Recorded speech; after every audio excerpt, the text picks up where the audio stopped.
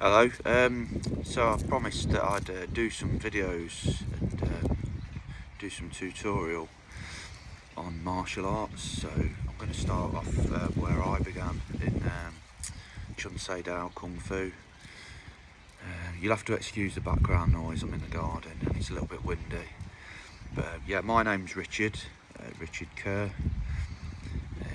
A lot of you may know me, a lot of you may not. I started training when I was 8 years old in Chun in Narborough in Leicester. I did that for a few years, and to be honest with you, I didn't really enjoy it. Yeah, it was it wasn't much fun, to be honest. But I kept doing it for a few years, and like all things, with practice we get better. I left for a couple of years, and then I think I decided that it was very, very useful, a very, very useful foundation. Didn't just teach me how to fight, taught me how to carry myself, how to be honourable, taught me confidence, taught me how to walk, to be honest. Taught me from the ground up, which is why I'm saying a lot, which is why it's my foundation. And still today, if I'm learning other martial arts, I can always go back to my foundation and think,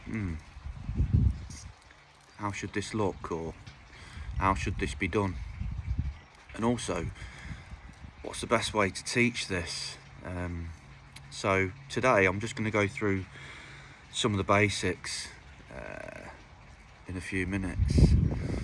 I was trained when I was 8 years old by a man called Grandmaster Professor Baron Frederick Demon, and it's a bit of a mouthful. And to be honest with you, when I was younger, I used to look at his name and think, that can't be his real name, but yeah, I think it was.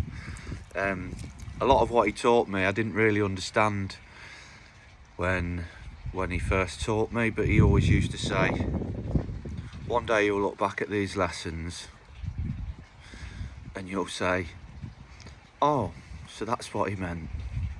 A bit like a light bulb moment, because sometimes we can be given knowledge, but without experience we don't gain wisdom. So I guess if we live a life that's fruitful and we carry lots of knowledge, eventually we gain wisdom. The biggest thing I think I took from learning at Chun under the Grandmaster was how important kindness is, and that's the one thing that always stuck out to me. People used to come in and you could see they were struggling and they couldn't make sense of things, and first of all, this was the most important bit. The Grandmaster used to sit down with them and talk to them, find out why do you want to learn Shaolin Kung Fu. And obviously it's important to know the reason why, because if you want to learn it for the wrong reason, then it's probably not a good idea for anyone to teach you. But if your intentions are pure and you've got a good heart, there's no reason why you can't be taught the demon hand. Because Shaolin Kung Fu wasn't developed for sport. It wasn't developed primarily to build people's confidence. It was initially created for war. And the problem is, we look at a lot of sports now, a lot of martial arts that have been turned into sports, and a lot of the traditional martial artists will say they're diluted. I mean, I love sports martial arts. I love sports karate, I love kickboxing, I love Thai boxing, I love Western boxing, I love Chinese boxing. I love all martial arts. But what you need to remember is Shaolin Kung Fu's not a sport, it's a way of life. And traditionally, back way back, like karate as well, like taekwondo, like Muay Thai, they were all developed for war, for men that were going to war, for women that were going to war, to protect your country, or to protect the leaders, to protect the king, to protect the emperor, to protect the monastery. They were all developed to protect. And obviously, if there's an imminent threat to life, those martial arts were actually designed or created to diffuse that imminent threat. So I guess if you become a master, or if you become a teacher, or if you get to high level in any of these traditional martial arts taught in the traditional way, you could argue it's like, the way Grandmaster used to describe it, is it's like holding a weapon, but a license as well for the weapon. A bit like having a license for a rifle or a revolver. Much like in America, they carry a pistol, or I don't know, they might even carry something more powerful than that. I don't know what the laws are out there, but basically, if you do become proficient in these traditional martial arts, it is very similar to carrying a license for a weapon that's capable of killing someone. And I'll go back now to what I was saying about the first thing we do is talk to people about why they want to learn. Because obviously, if we give them the ability to do that sort of damage to someone, and we teach them to focus and be able to control their emotions into that focal point where they could potentially really hurt someone without control, then we're actually responsible for that. So it's really important to have good intentions, not only as a student, but when you become a teacher, you have to have good intentions for the student. You have to explain to them, obviously, what we're teaching is not for the faint-hearted. It is dangerous if in the wrong hands, same as having a gun. A gun's only as dangerous as the person holding it. So anyway, I'm going to show you a few, I'm not going to say tricks, I'm going to show you a few of the foundation techniques and the foundation, even the first stance that I ever learned and the first punch that I ever threw. But it's important that you understand that these traditional martial arts need to be practiced with respect, and the practitioners and the teachers have to always be disciplined. We don't just go into the street and start fighting with people. We're not thugs. We use this to protect ourselves and protect our loved ones.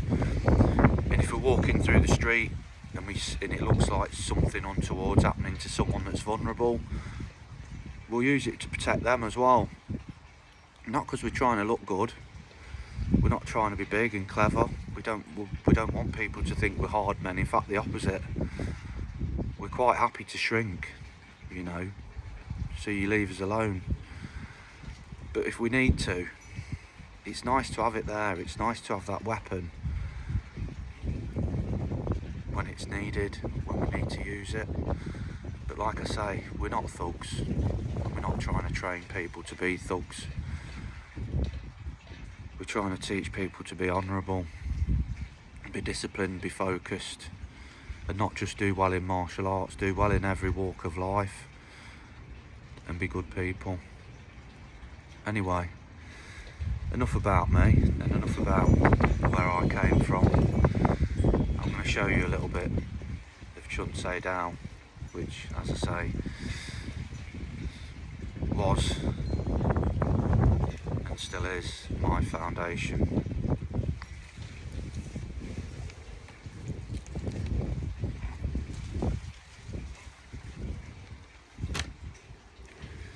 first of all, the first thing we're taught is to stand to a position of attention, a little bit like standing to attention in the army.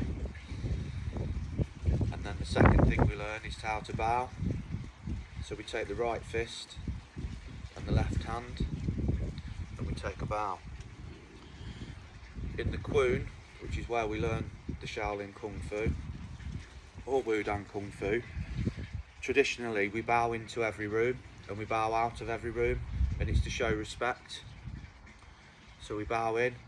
If we're bowing to a person or we're bowing into a room even, the deeper we bow, the more respect we're showing. So you could say that the bow, someone said this to me recently, is a little bit like in the British Army we salute. So it's a little bit like saluting to an officer, or if we're going into a room, I suppose by showing respect to the room, we're actually saying before we enter the room, I'm going to practice in a disciplined fashion. So as I say, when we bow, we take the right fist and the left hand. And in Tai Chi, I've seen them just do this. So it's just almost like just saying greetings and a hello. Whereas in Shaolin, traditional Shaolin, which is started hard, we start hard. Whereas in Tai Chi, we start soft, which we sometimes call internal, with internal training. In traditional Shaolin Kung Fu, we start very hard, and that's where I began. I began training in the traditional Shaolin Kung Fu, which starts very hard, so very external. Yeah, as you can imagine, external means, yeah, we work from the outside, but we become softer as our training progresses, and we work more towards what Tai Chi tries to achieve at the beginnings. I wouldn't say there's any right or wrong. I would just say they're both very, very different. So again, I'll go back to the bow. Right fist, left hand. And if we want to show respect, we bow deep from the waist with a straight back. Feet are together. I'll try and show you my feet if I can. Probably can't. Tip the camera forward. But like I said, much like standing to attention in the British Army, the feet are together. And we would stand to attention like so, and then take a bow at the start of every lesson when entering the building, or to show respect to someone we're freestyle sparring with, or to the master or any of the teachers. So I would say that position of attention and taking a bow is very, very important if you want to show respect to your teacher. In Chun down, we step with the right foot if we're going into any stance, so we always move the right foot. So from position of attention, we can go into what we call a horse stance. The first horse stance I learned in Chun down was a fairly wide horse stance, so I went slightly wider than shoulder width apart, and the knees were bent. Bending the knees deeper, we try and go deep because we're trying to strengthen the legs, yeah? So our stance is our foundation. We're trying to make a strong root into the ground, and then from here we bring fist to hip. So going through that again, I'm not going to rush this, yeah? There's no point in me rushing this. And we can go back into position of attention by moving the right foot. Again, go back into horse stance, just wider than shoulder width and nice bend in the knees, yeah? And we can do that as a one-er, so we'd go into horse stance like so, and then back. So from position of attention into horse stance, and then back into position of attention. So from here we can go into the third stance, which is a forward fighting stance.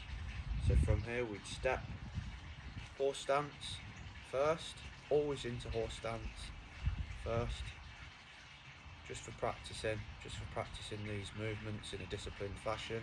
And then from here we step into a forward fighting stance. So the forward fighting stance is slightly more complicated, yeah, there's a little bit more to it. This would probably take me about 10 minutes to fully explain, but I'm going to try and explain it a little bit quicker, yeah? So from here, you're going to be able to see me a little bit better from this angle. I'm going to go into a horse stance, and then you can see I'm stepping back with the right foot, and the hands are like so. So the right hand is actually hovering just over the solar plexus, and you can see there's quite a prominent bend in the elbow, obviously to bring my elbow back and allow me to put my hand over the solar plexus. My body's actually turning to face towards you. Yeah, so it looks very similar to the horse stance. The main difference is obviously this foot's facing towards potentially an opponent and the direction I'm going to travel forward in.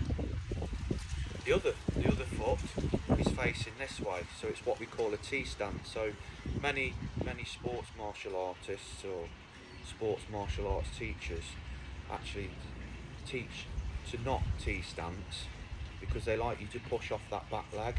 Yeah, so traditional Western boxing, for instance, we push off that back leg like so.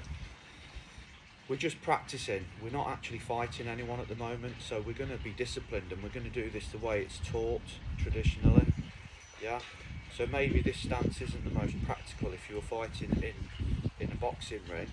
Yeah, but for practice, this is the way we practice. Okay, so it's very easy to question the way we practice because we can say, well, it's not practical because if I want to do this isn't going to work, but for what we're doing now, yeah, this is what we need to do. So you can see my back leg is relatively straight, the front leg is bent, yeah, and again the hands here, the rear hand, the right hand at the moment, because the right leg's back, the right hand is on the solar plexus and the left leg is forward, so our left hand is going to be forward. It's very important that this front hand stays high. Yeah, very important, because this is the hand that's going to protect our face. Yeah, this hand is going to protect our solar plexus. So 2 things to note: protect the solar plexus and protect the face. Yeah, at the moment I'm in a good position because I'm showing a minimal target. Yeah, so in Thai boxing we stand like this and we actually present the body. The body is conditioned to take punishment, yeah, so we can actually grab the leg if someone kicks us to the body. I'm going off in a tangent here, but it's because I've trained in lots of different martial arts and fighting systems, so I'm gonna try and use one to explain the other. So in Thai boxing we would stand with the feet facing forwards, yeah, but this is all we practice in Thai boxing. I've never practiced any other stance other than this stance. It's almost like a horse stance, but with the one leg back, with the right leg or the left leg back. Okay, so from a forward fighting stance for Chun Dao, we're going to show minimal target, like so, in a T stance. So this is the first fighting stance we learn. You could argue that the horse stance is a fighting stance. However, I am going to say this is not practical, and you can probably guess why this isn't practical, because there's a big target just here. Yeah, well, there's a target just here. I'm not going to say it's big, but there's a target just here, and this target area, if hit correctly, will incapacitate the biggest of men. Okay, so we're standing in a side-on stance, in a T stance, in a forward fighting stance, like so. So this is what it looks like when being faced by a Chun Dao practitioner in forward fighting stance. If I want to step back, I just swap. It's exactly the same, but mirrored. Yeah? So now I can go forwards and back. If I want to go back to horse stance, which I do, I step with the right. Okay, if I want to go back into forward fighting stance, I step back with the right, like so. Ideally, we're going to move smoothly, yeah? Everything's going to be a smooth transition from one stance to the other. So if I want to go forward like so, and if I want to go into horse stance like so. Very simple, very simple, if you listen and watch. Forward fighting stance, horse stance, position of attention. So they're the first 3 stances I learned. I'm going to stop there, and I'm just going to go on to I'm going to sit down, and I'm just going to talk to you about the school where I learned, which is in Narborough. If anyone lives in Leicester, or even better if you live in Narborough, if you are interested in learning Chun Dao, there is a master there called Master Aaron that teaches from beginners up to master level. If you're interested in that, if you're interested in becoming a teacher, he's a very, very, very good teacher. I've been to visit him recently. Really, really, really nice man. Yeah, I know why Grandmaster Frederick Demon chose him. He's a very, very special teacher, very good master. He definitely does have Buddha heart and demon hand. So as much as he's a nice man, don't upset him. All right, I've sparred with him a few times, and yeah, he's a very, very good martial artist. He travels overseas quite a lot to train with Shaolin monks. I'm not sure exactly where. I think he goes to a few different places. But yeah, he's a very, very good practitioner of Shaolin and Wudang Kung Fu, and he's a very good teacher. So if any of you are interested in learning Chun Dao, give him a call or send him an email. I'll pop a link in for his website, for the Chun Dao website. So if you are local to that area and you are interested in learning more, then in person, obviously you can learn online with me, but if you want an in-person class, then you need to pop into his class, because I'm in Gillingham now and I don't have a school at the moment because I've just moved house, which is why I'm teaching you from the garden. Right, anyway, I hope you enjoyed that, and I hope it might have sparked up some interest, and I look forward to hearing your feedback, and I'll do a new video soon, and we'll go through those stances again, and I'll teach you some punches and kicks as well as we go further down the line. Thanks for watching the video, and thanks for listening. Take it easy, and have a good day.